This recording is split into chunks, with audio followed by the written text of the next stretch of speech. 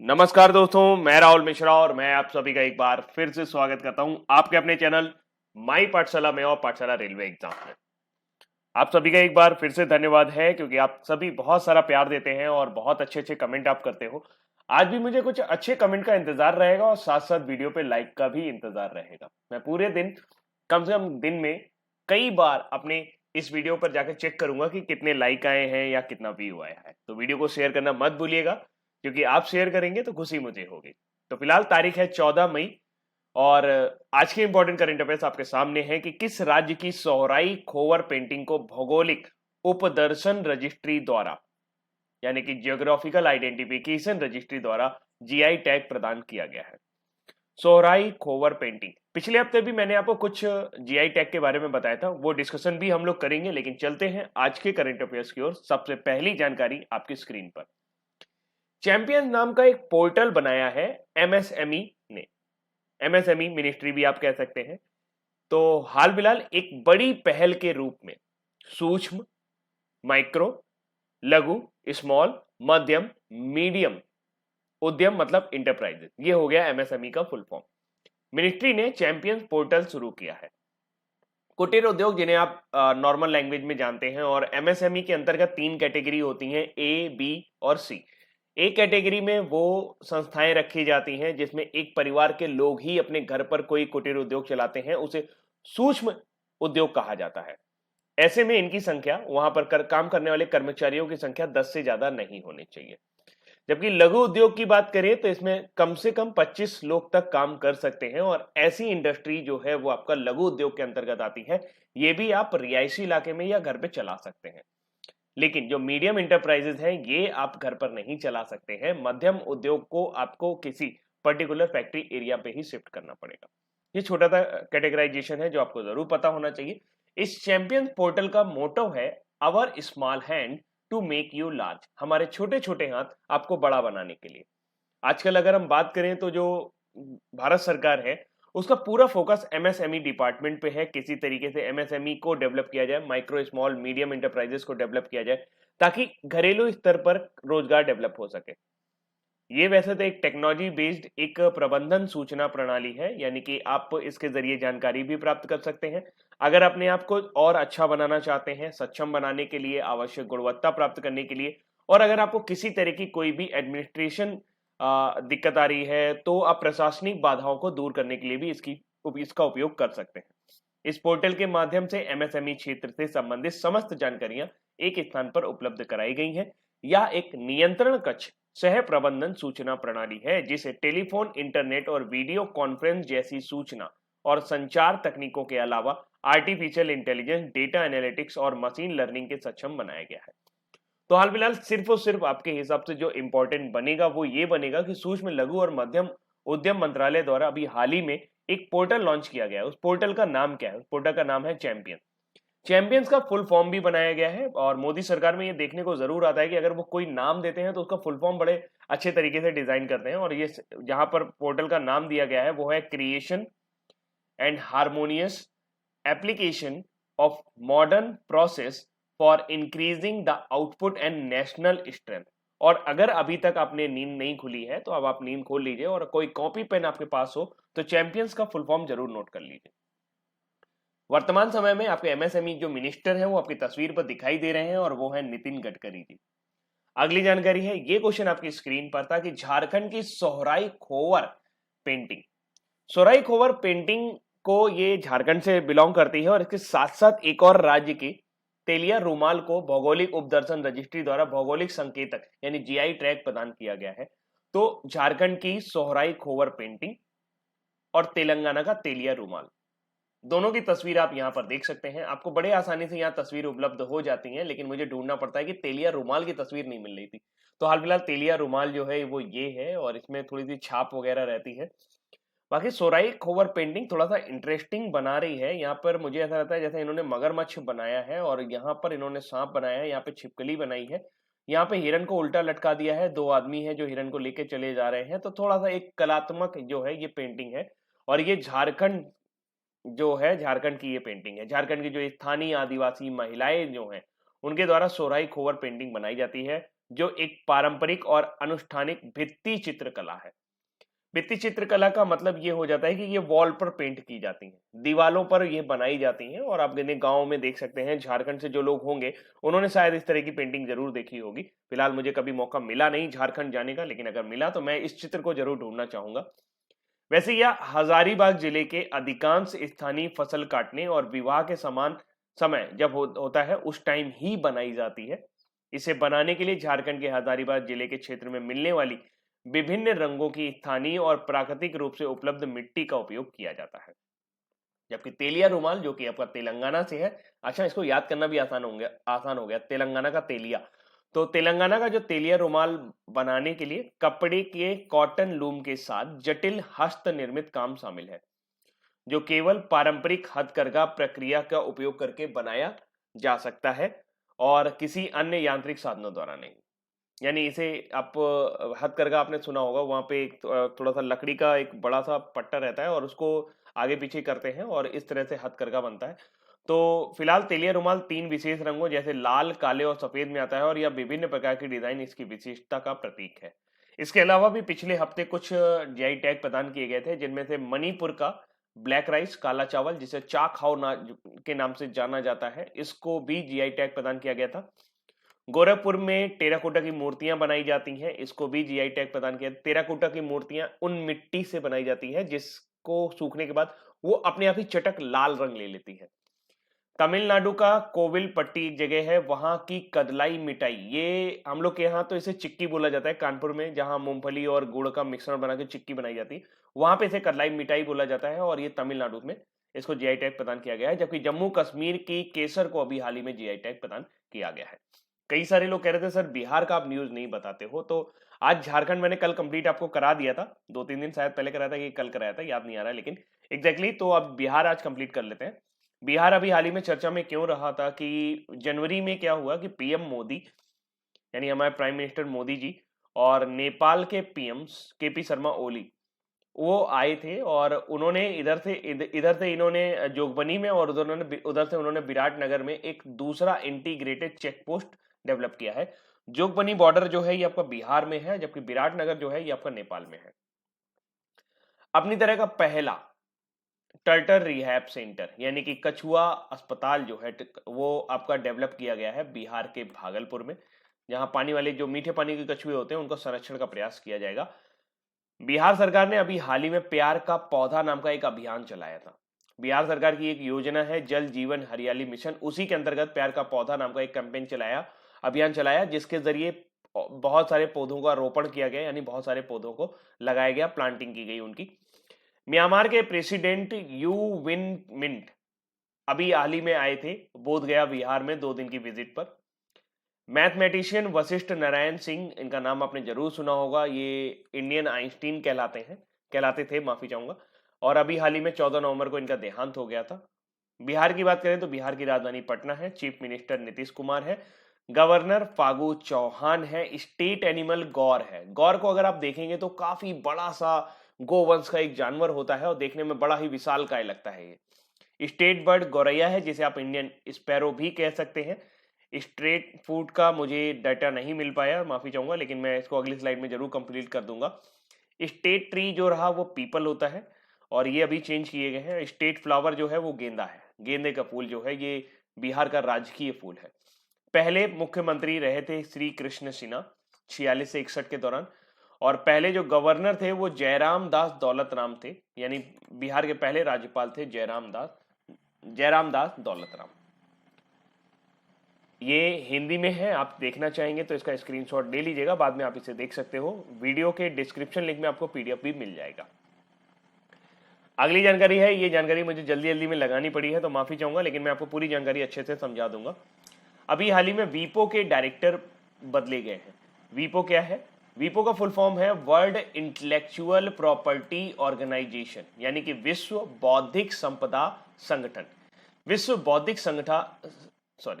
बौद्धिक संपदा संगठन जो है ये United nation economics and social council के अंतर्गत काम करता है, यानी कि ये यूनाइटेड नेशन का एक सबसे ताकतवर जो है ये एजेंसी है। ये एक तरह से एजेंसी है, संस्था नहीं, एजेंसी है। एजेंसी का काम ये होता है कि जो भी आपकी इंटेलेक्चुअल प्रॉपर्टी है और जो भी बौद्धिक संपदा से जुड़े हुए अधिकार हैं उनकी रक्षा करना।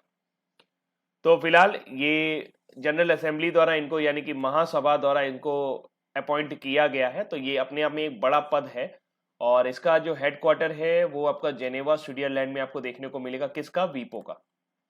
इससे पहले ये सीपो में थे यानी कि सिंगापुर इंटेलेक्चुअल प्रॉपर्टी ऑर्गेनाइजेशन में थे। ये एशिया के पहले व्यक्ति हैं जो इस संगठन के डायरेक्टर बने हैं। इनका कार्यकाल 1 अक्टूबर 2020 से शुरू होगा, लेकिन नाम तो बता दूं, इनका नाम है डैरेन टैंग। डैरेन टैंग को जो सिंगापुर से आते हैं, सिंगापुर के इंटेलेक्चुअल प्रॉपर्टी ऑर्गेनाइजेशन के हेड रहे हैं, उनको अभी हाल ही में वर्ल्ड इंटेलेक्चुअल प्रॉपर्टी ऑर्गेनाइजेशन का डायरेक्टर जनरल बनाया गया है। इससे पहले फ्रैंकिस गरी जो थे ये इसके डायरेक्टर जनरल थे। 1 अक्टूबर 2008 से उसके डायरेक्टर जनरल रहे हैं। तो हाल फिलहाल 8 मई 2020 को ये अनाउंसमेंट हुआ था और वीपो के हेड बन गए हैं डैरेन टैंग। कहां से आते हैं? सिंगापुर से आते हैं। 14 जुलाई 1967 को वीपो का ऑर्गेनाइजेशन हुआ था, यानी कि इसका फाउंडेशन हुआ था। ये फाउंड किया गया था जेनेवा स्विट्जरलैंड में। बौद्धिक संपदा आप समझ सकते हैं कि मान लीजिए आपने कोई किताब लिख दी या फिर आपने कोई बढ़िया सी कविता रच दी या फिर आपने दिमाग का प्रयोग करके कोई बढ़िया सा सॉफ्टवेयर बना दिया और उसका कॉपीराइट करा लिया। तो इस तरह से ये आपकी जो साहित्यिक चीजें हैं या जो आपकी सॉफ्टवेयर से संबंधित चीजें हैं, ये सब बौद्धिक संपदा के अंतर्गत आती हैं, जो आप अपनी बुद्धि से डेवलप करते हैं, जो आप अपने इंटेलेक्चुअल पावर से डेवलप करते हो। तो ये सारा का सारा जो आता है ये इंटेलेक्चुअल प्रॉपर्टी के अंतर्गत आता है। और ऐसा ना हो कि आप लिखें किताब पढ़ा, पता लगा आपने सालों मेहनत करके एक किताब लिखी, आपने सालों मेहनत करके एक मैथमेटिकल फॉर्मूला खोजा और वो पता किसी ने चुरा लिया। तो ऐसे में आपके अधिकारों की रक्षा रखने के लिए ये सबसे बड़ा संगठन है। अगली जानकारी की तरफ चलते हैं। जो तस्वीर आप देख पा रहे हैं उसमें आपको सानिया मिर्जा नजर आ रही होंगी और इनको मिला है Fed Cup heart award. Bharat की स्टार टेनिस खिलाड़ी Sania Mirza Asia Oceania zone की लिए फेड कप हार्ट अवार्ड 2020 जीतने वाली पहली भारतीय बन गई हैं। ध्यान रखिएगा, सानिया मिर्जा ने यह खिताब एशिया जोन के लिए जीता है। फेड कप की बात करें तो फेड कप विश्व की सबसे बड़ी वार्षिक अंतरराष्ट्रीय महिला प्रतियोगिता है। फेड कप हार्ट अवार्ड अंतरराष्ट्रीय टेनिस महासंघ द्वारा 2009 में शुरू की गई पहल है। इसे फेड कप बीएनपी परिभाष द्वारा अपने देशों का प्रतिनिधित्व करने वाले खिलाड़ियों को सम्मानित करने के लिए बनाया गया है। भारत की स्टार टेनिस खिलाड़ी Sania Mirza Asia Oceania zone के लिए फेड कप हार्ट अवार्ड 2020 जीतने वाली पहली भारतीय बन गई।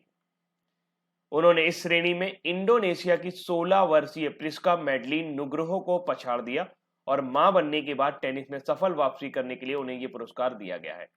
वह सार्वजनिक वोट के आधार पर चुने गए 4 विजेताओं में से एक है, जिसमें लताविया की अनास्तासिजा सेवास्तोवा क्वालिफायर अवार्ड जीता है उन्होंने। एस्टोनियाई Anett Kontaveit Europe Africa one zone की, मैक्सिको की Fernanda Contreras Gomez America one zone शामिल है। तो एशिया से चुनी गई है सानिया मिर्जा। क्या जीता है उन्होंने? वो पहली भारतीय बन गई हैं जिन्होंने फेड कप हार्ट अवार्ड 2020 जीत लिया है। सानिया मिर्जा ने, अभी आप सभी को पता होगा कि इनका जो विवाह हुआ है वो शोएब मलिक के साथ हुआ है। शोएब मलिक पाकिस्तान के एक बेहतरीन क्रिकेटर रहे हैं। चीन ने हाल ही में $1,80,000 इनामी राशि वाला FIDE-Chess.com ऑनलाइन नेशंस कप जीता है। ये प्रतियोगिता ऑनलाइन हुई, जबकि भारत इसमें कौन से स्थान पर रहा है? 5वें स्थान पर रहा है। राउंड रॉबिन चरण हुआ, इसमें अधिकतम अंकों के आधार पर चीन को विजेता घोषित किया गया क्योंकि उसने अमेरिका के खिलाफ 2-2 से ड्रॉ खेला है। राउंड रॉबिन प्रतियोगिता में क्या होता है कि हर टीम को हर टीम के खिलाफ मैच खेलना होता है और फिर जिसके पॉइंट सबसे ज्यादा होते हैं उसे विजेता घोषित कर दिया जाता है। चीन ने $48,000 के साथ, अमेरिका ने $36,000 और अन्य देशों ने $24,000 के पुरस्कार जीते हैं। तो हाल फिलहाल चीन ने अभी हाल ही में $1,80,000 का FIDE-Chess.com ऑनलाइन नेशंस कप जीत लिया है। क्वेश्चन अगर इससे बन सकता है बाई चांस, वैसे मुझे नहीं लगता कि ये एग्जाम तक सरवाइव कर पाएगा। ये आज के लिए इंपॉर्टेंट है, सिर्फ आज के दिन के लिए। मुझे नहीं लगता कि ये कभी आपसे पूछा जाएगा, लेकिन फिर भी आपको जरूर पता होना चाहिए कि कहां पर क्या हो रहा है, इसलिए न्यूज आपको कंप्लीट मिलती है। अगली जानकारी है, गूगल क्लाउड के उपाध्यक्ष चुने गए हैं। गूगल क्लाउड के अध्यक्ष के बारे में आपने जरूर सुना होगा, मैनेजिंग डायरेक्टर के बारे में आपने जरूर सुना होगा। गूगल क्लाउड के मैनेजिंग डायरेक्टर नियुक्त किए गए हैं करण बाजवा। ये अपॉइंटमेंट अभी हाल ही में कुछ महीनों पहले हुई थी, लेकिन अब अनिल भंसाली को भारत में उपाध्यक्ष इंजीनियरिंग के रूप में नियुक्त किया गया है। अनिल भंसाली माइक्रोसॉफ्ट से गूगल क्लाउड में शामिल हो रहे हैं, जहां वो अपने एज्योर क्लाउड डिवीजन के कॉर्पोरेट के अध्यक्ष थे। तो हाल फिलहाल अनिल भंसाली भारत में गूगल क्लाउड के उपाध्यक्ष बन रहे हैं, जबकि गूगल क्लाउड के मैनेजिंग डायरेक्टर हैं करण बाजवा। अगली जानकारी है ये, अगर आप मुझसे पूछें कि सर कोई ऐसी किताब है जो लॉकडाउन के दौरान पढ़ी जा सकती है, जो थोड़ी सी इंटरेस्टिंग भी हो, तो मैं आपको एक किताब सजेस्ट कर सकता हूं, अग्निपुत्र। ये बड़ी फेमस बुक थी, और व्हेन अग्नि first book took the reading community bye A storm. तो ये एक ऐसी बुक थी जो काफी फेमस हुई थी जब ये आई थी, और इनके राइटर रहे हैं वधान। वधान जो हैं, ये इनका पूरा नाम है बॉम्मा देवरा साई चंद्रवर्धन। ये एक पेट नेम से लिखते हैं, मतलब पेन नेम इनका वधान है, ये वधान के नाम से ये बुक लिखते हैं। अभी हाल ही में इन्होंने अपनी तीसरी बुक लिखी है, फियर ऑफ गॉड। पिछले अगर कुछ सालों के दौरान देखा जाए तो ये सबसे ज्यादा पढ़े जाने वाले राइटरों में से एक हैं, जिनको बुक में फैंटेसी वगैरह पसंद होती है, वो इस तरह की बुक पढ़ना पसंद करते हैं, तो आप ये बुक पढ़ सकते हैं। कौन सी बुक? फियर ऑफ गॉड, यानी कि आपका ईश्वर से भय या ईश्वर का भय। इस बुक को ट्री सीड पब्लिकेशन ने पब्लिश किया है, और इसको प्रोड्यूस किया था, या इसको जो भी आप कह सकते हैं कि इसको रिलीज किया है, अनिर्बन भट्टाचार्य ने। ये एक प्रसिद्ध प्रोड्यूसर है और लेखक है। इस पुस्तक में कानून, करप्शन, सतर्कता और कोर्ट रूम के ड्रामा है, और सारी की चीजें शामिल हैं। और इसमें एक ग्रे शेड में हीरो है जिसकी कहानी दर्शाई गई है, और बड़े ही रोचक तरीके से सब अलग अलग तरीके से एक ही चीज को पाना चाहते हैं। और इसमें 3 सेंट्रल कैरेक्टर हैं, और जो अलग अलग तरीके से, मतलब इन सभी चीजों का प्रयोग करते हुए एक ही चीज को पाना चाहते हैं, और वो है एक तरह से फियर ऑफ गॉड, भगवान से डरते हुए चीजों को अचीव करना। इसके अलावा भी वधान ने जो बुक लिखी है उसमें से एक थी शत्रु, और एक उनकी है अग्निपुत्र। ये 2 किताबें भी वधान ने लिखी हैं। वधान का पूरा नाम है बॉम्मा देवरा साई चंद्रवर्धन। अगली जानकारी है, मनोज आहूजा सीबीएसई यानी कि central board of secondary education के नए अध्यक्ष बनेंगे। ये एक उड़ीसा कैडर के अधिकारी हैं, आईएएस अधिकारी हैं, जिनको अभी हाल ही में केंद्रीय माध्यमिक शिक्षा बोर्ड का नया अध्यक्ष नियुक्त किया गया है। वर्तमान में वे लाल बहादुर शास्त्री राष्ट्रीय प्रशासन अकादमी कार्मिक और प्रशिक्षण विभाग में विशेष निदेशक के पद पर कार्यरत है। वह सीबीएसई में वर्तमान अध्यक्ष अनीता करवाल का स्थान लेंगे। तो अब सीबीएसई के नए हेड कौन बनने वाले हैं? वो होंगे मनोज आहूजा जी। मनोज आहूजा जी का अपॉइंटमेंट कहाँ होने वाला है? सीबीएसई में। सीबीएसई क्या है? केंद्रीय माध्यमिक शिक्षा बोर्ड। ये सभी आप जानते होंगे। अगली जानकारी है, फीफा अंडर 17 जो नवंबर में हमारे यहाँ होने वाला था, हाल फिलहाल इसकी नई डेट अनाउंस कर दी गई है, और ये होगा अब 17 फरवरी से लेके 7 मार्च 2021 के दौरान। FIFA under 17 women's world cup के अलावा फीफा अंडर 20 यानी कि U20 विमेन्स वर्ल्ड कप का भी अनाउंसमेंट हुआ है। ये अब आपका प्यूर्टो रिको कोस्टा रिका में आयोजित किया जाएगा। इसकी भी नई डेट अनाउंस कर दी गई है। अब चलते हैं आज के हमारे वन लाइनर की तरफ। किस देश ने $1,80,000 की इनामी राशि वाले FIDE-Chess.com ऑनलाइन नेशंस कप का पहला संस्करण जीता है? किसने जीता है? याद आ रहा है आपको? बिल्कुल सही, चीन ने जीता है। एक बड़ी पहल के रूप में सूक्ष्म एवं लघु तथा मध्यम उद्यम मंत्रालय ने कौन सा पोर्टल शुरू किया है? तो उन्होंने चैंपियंस नाम का पोर्टल शुरू किया है। हाल ही में कौन एशिया ओशिनिया जोन के लिए फेड कप हार्ट अवार्ड जीतने वाली पहली भारतीय बन गई है? तो उनका नाम है सानिया मिर्जा। किस राज्य की सोहराई खोवर पेंटिंग को भौगोलिक उपदर्शन रजिस्ट्री द्वारा भौगोलिक संकेत प्रदान किया गया है? तो वह है झारखंड। जनजातीय मामलों के मंत्रालय में मंत्री कौन है वर्तमान समय में? तो वो अर्जुन मुंडा है। अर्जुन मुंडा जी को अभी हाल ही में भारतीय तीरंदाजी संघ का अध्यक्ष चुना गया था। गूगल क्लाउड ने किसको भारत में उपाध्यक्ष यानी कि डिप्टी प्रेसिडेंट के रूप में नियुक्त किया है? तो वो है अनिल भंसाली। किसको केंद्रीय माध्यमिक शिक्षा बोर्ड का नया अध्यक्ष नियुक्त किया गया है? वो है Manoj Ahuja. World intellectual property organization का डायरेक्टर जनरल किन्हें चुना गया है? वो है सिंगापुर के डारेन टैंग। अब बारी है आज के हमारे क्विज की। किस देश ने $1,80,000 का इनामी राशि वाले FIDE-Chess.com ऑनलाइन नेशंस का पहला संस्करण जीत लिया है? तो वो है चाइना।